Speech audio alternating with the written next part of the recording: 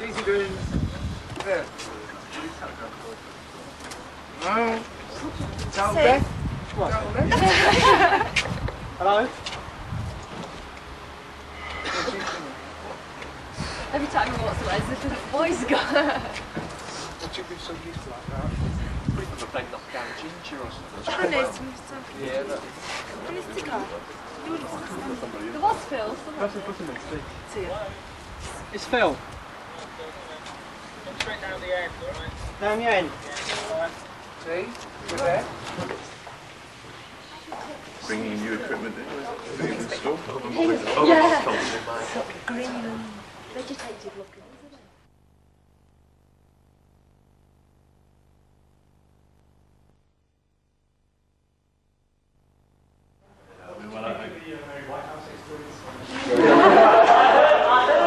But I didn't see it. I think it's only a Tuesday.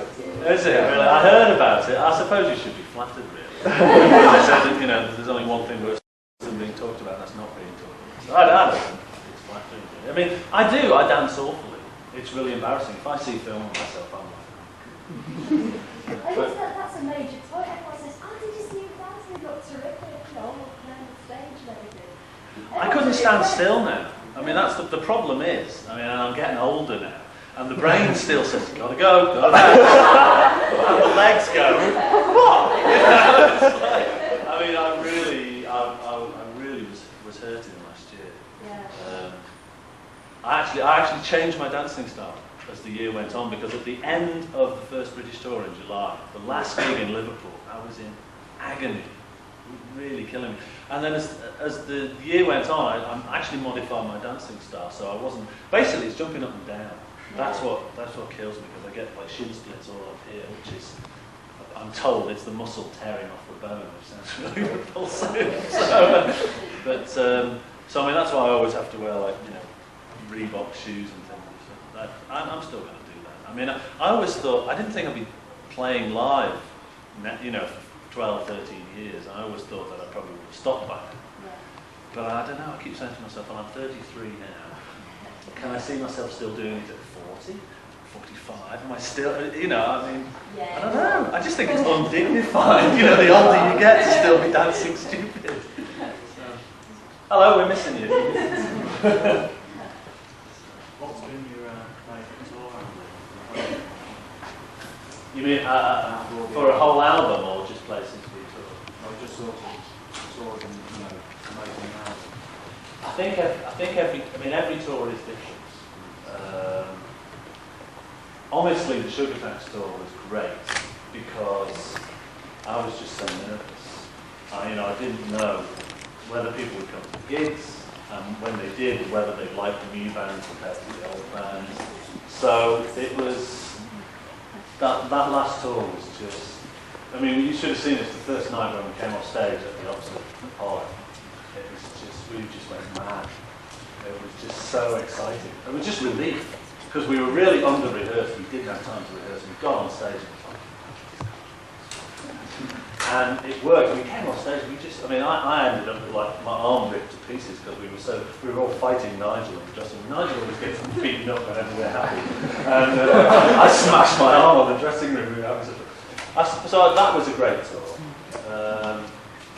I have very fond memories of like tours from like 10 years ago. You know, when we were sort of doing everything for the first time. You know, the first time we went abroad. And, the first time we were like playing live in places like France and Germany. When we had a hit, instead of just playing little clubs, when people actually recognise songs. I mean, that is a great feeling. You know, when you start the intro and everybody goes. You think like, you know? I mean, that when that first started to happen, that was really exciting. So, I don't know, I mean, there's been so many. I mean, I don't think how many gigs I've played. But, you know, everyone has its own sort of different sort of good thing about it. The only one that perhaps there was two that I didn't really enjoy, and that was towards the end of the Pacific Age tour, where everybody was just getting fed up with each other.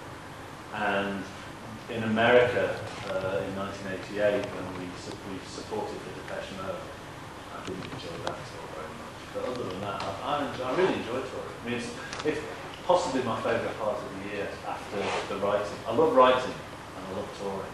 The bit in the middle I hate actually having to go to the recording studio because I just get really uptight and nervous about it. Is there anything you know from your collaboration with Kraftwerk this year? Yeah, I've, well, it's actually not Kraftwerk, it's Carl Bartos, who used to be in Kraftwerk, who's now left. There's only Ralph and Flora who's still left now. And I went to Dusseldorf and we just had this mad idea about all his songs are sort of like songs by machines about machines. And I sort of said, you need to get more humans and machines, sort of, you know, like I write songs about aeroplanes and all the refineries that sound like love songs. So I said, I'm going to, you give me a tune and I'll write a song about something emotional with the machine. So we've actually got this song called Kiss the Machine. It's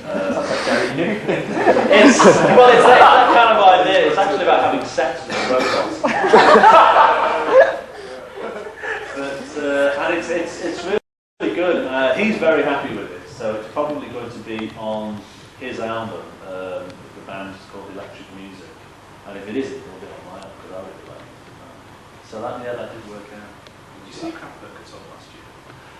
I saw them play at the Hummingbird in Birmingham. It was the only day we could see them because we were on tour at the same time and we had a day off. I think it was after Cardiff and before Cambridge or something. So we drove north to see them in Birmingham. It was only about 6 days. Very few. I saw them also at the G-Nex a couple of months ago with U2, the Sellafield thing. I didn't even know they were playing until I went. I was like, oh, crap.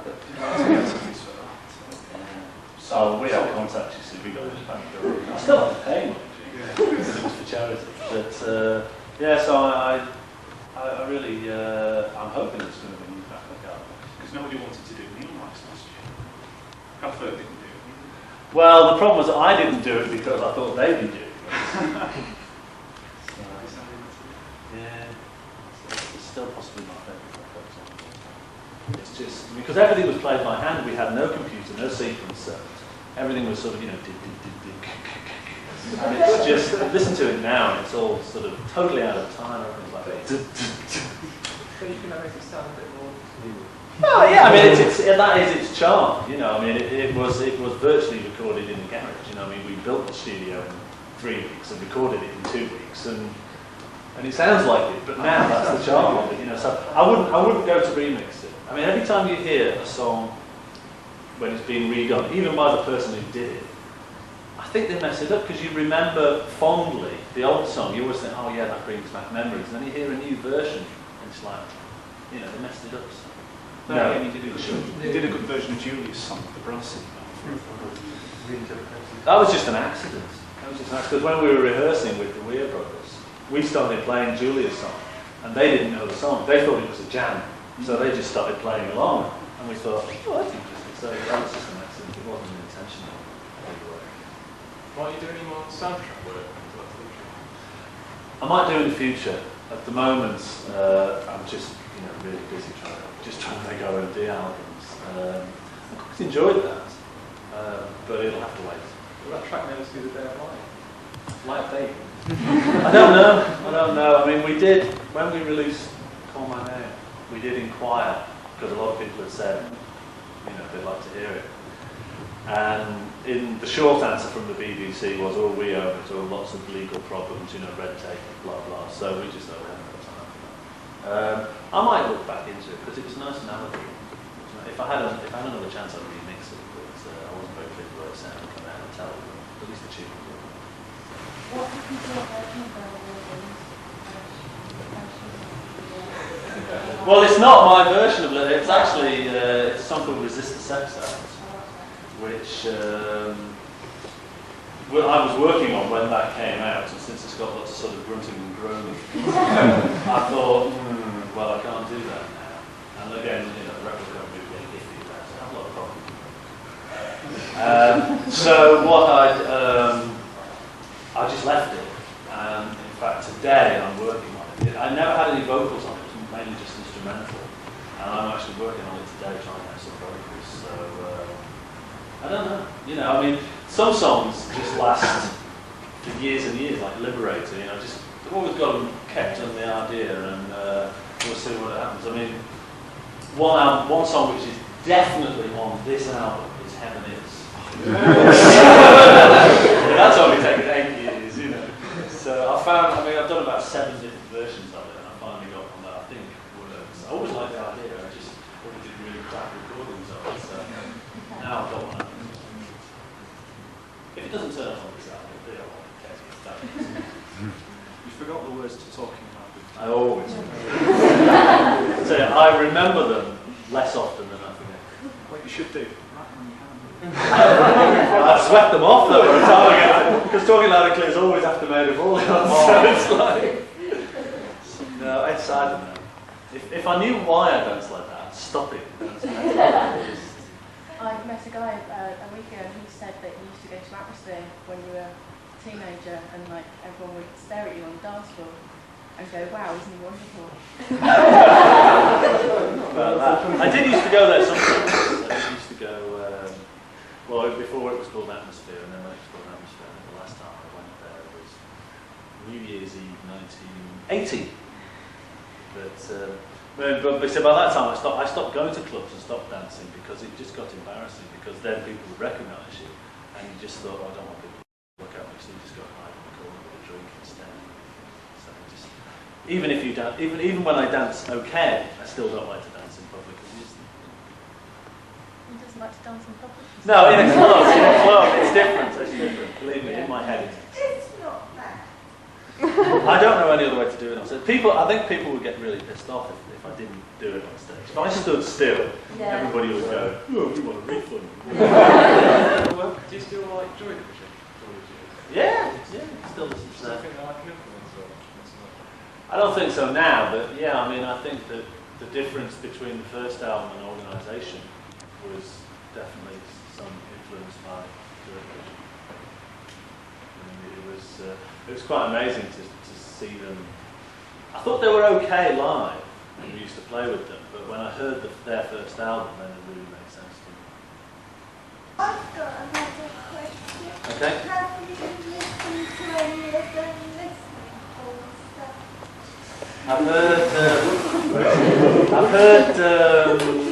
I've heard some stuff from about a year or two ago. What do you think of it? Some of it I thought was really good, and some of it wasn't really my kind of music. But I think that's what they thought about the Sugar Tax album. So I think that they're happy that they're not in O&D anymore, and I'm happy they're not, because they're doing, Paul and Malcolm Martin are doing what they want to do now without me interfering, and the same for me. I spoke to Paul earlier on in the year, and he was happy for me that the band had continued to be successful, but he said that he's also happy that he made the right choice. So we'll see. I know that they're back recording again soon, I believe, and I'll look forward to hearing their LP. They seemed to enjoy the party last night. I heard Phil said that Martin and Ali came down. I'm amazed that they came down, but I didn't think they would. I actually danced to Pandora's Box. Probably better than I do, yeah. So I must admit I don't see them very often now. I'm kind of busy doing my thing, and they're busy doing theirs. I think it was all a bit painful when it happened, but I think now it's history now. And as I say, talking to Paul at least, he seems to feel that he made the right decision, and he's happy with his music now, that he doesn't have to put up with me anymore. So.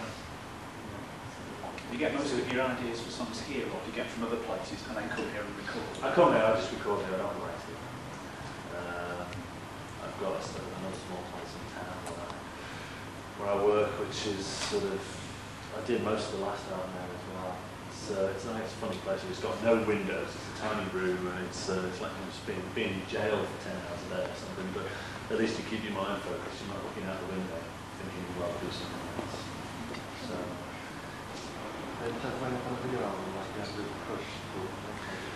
Well, Virgin told me that they were going to release all the 4 singles on a short video compilation, but that never saw the light of day.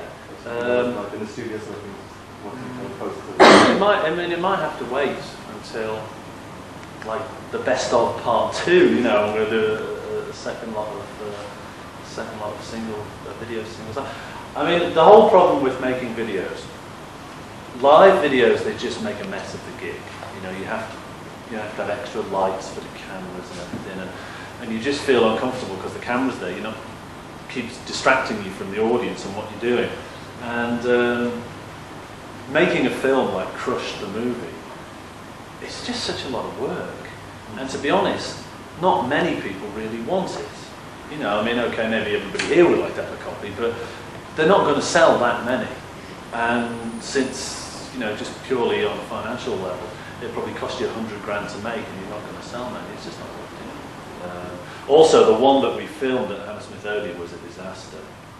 We screwed up ABC Auto Industry because Martin was standing too close to the edge of the stage and couldn't move his flags. And because we screwed up ABC Auto Industry, the backing tape went straight into genetic engineering.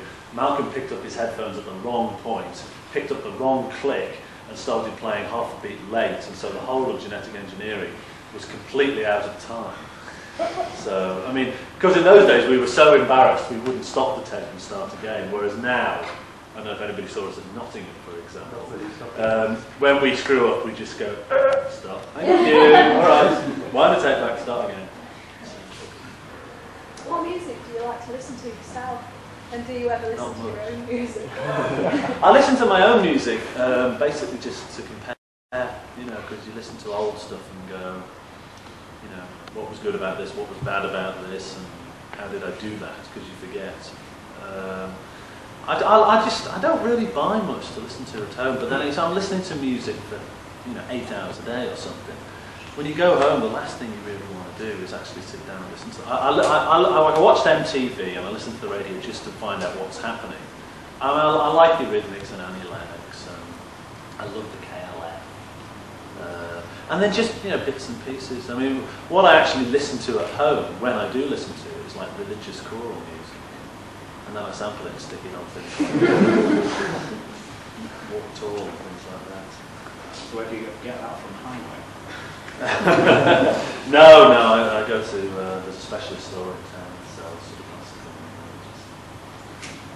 No, Harry Seacrest. What did you think when Generator Pranks couldn't help the games? What I thought was not... it was probably a good thing that the mic cut out as well, because I would have said something really embarrassing live on Radio 1. So why that?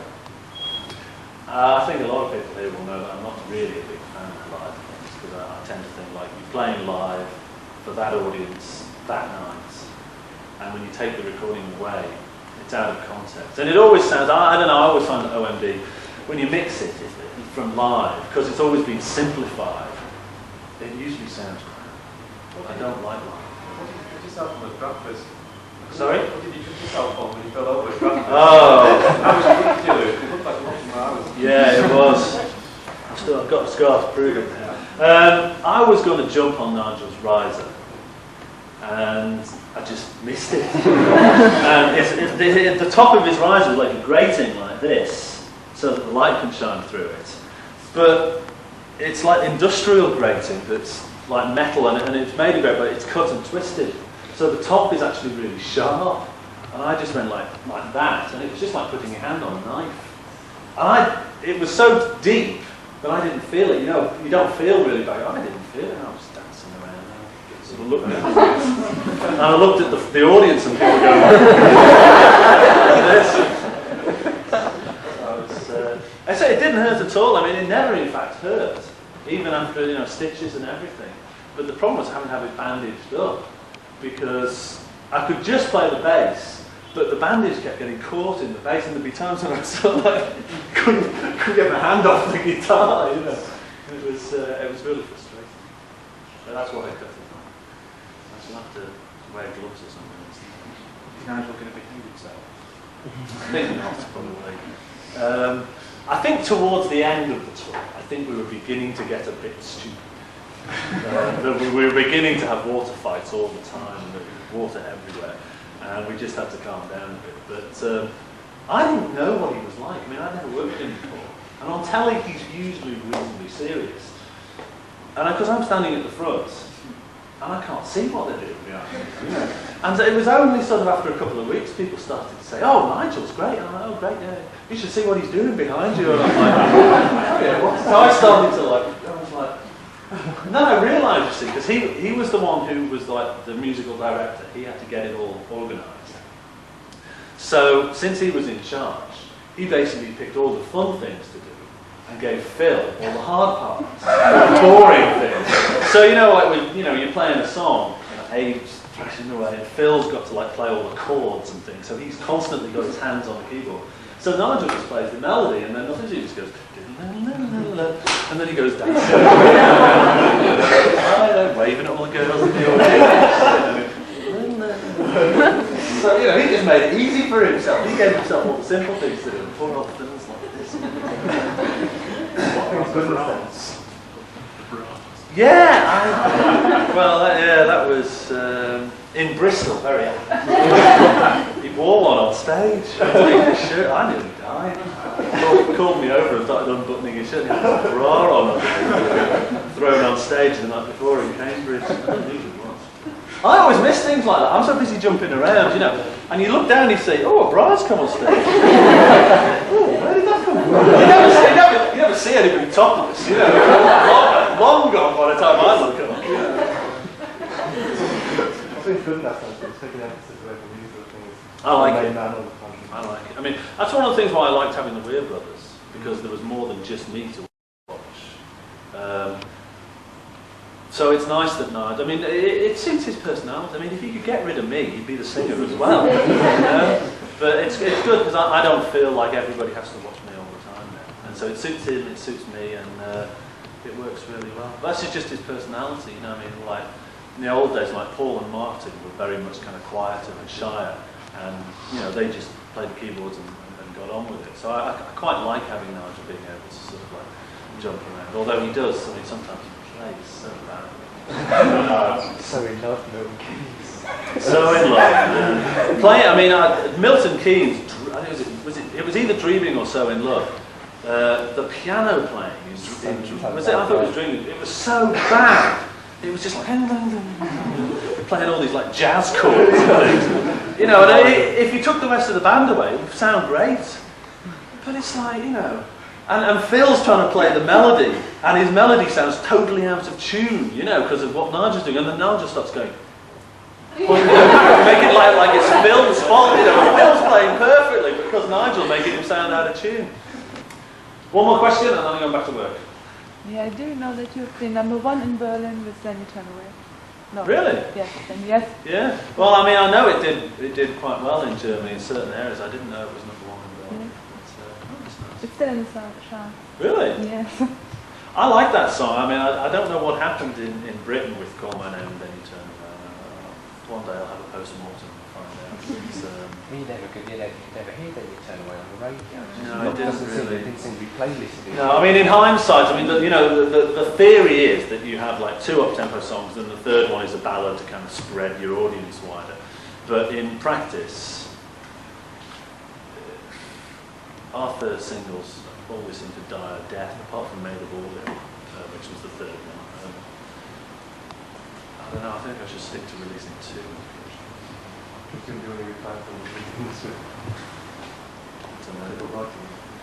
No, I don't know what I'll do actually. I'm interested in dinosaurs. might go digging dinosaurs in North America. You get a dose. Yeah, I could see me with a brick on a hat. Okay, nice to meet you all. I hope you've enjoyed your weekend. I'm sorry I can't play you anything, but I can't get you all in the control room. So, you'll just and as I say, the schedule for next year is as I've explained, and I hope that we'll be out live again before the end of the spring. So, hope you all get home safely. All right? Yeah. Cheers.